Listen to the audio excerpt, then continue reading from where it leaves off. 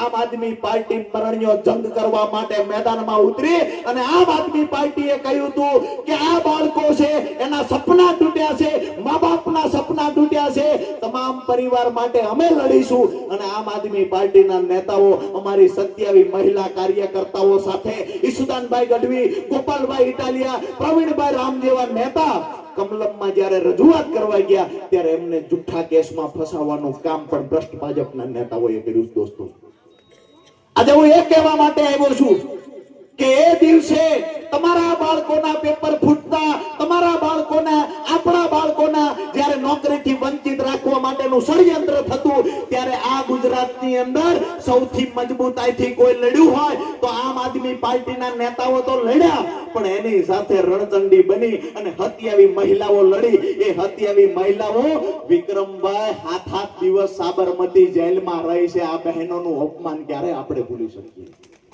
આ બહેનો, જે બહેનોને ડસડી જુઠ્ઠા કેસ કરી અને 7 દિવસ જેલમાં, સાબરમતી જેલમાં રાખવાનું ભાજપે કામ કર્યું છે.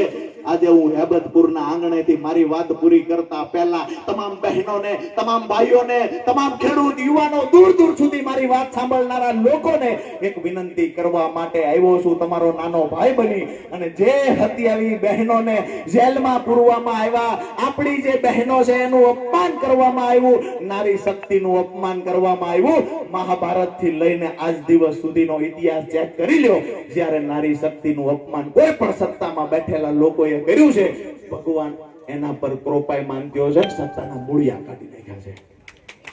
27 બહેનો જે જેલમાં ગઈ હતી એ 27 બહેનોનો બદલો 2027 માં લેવાની બહેનો તૈયારી કરી રાખજો. આવનાર સમય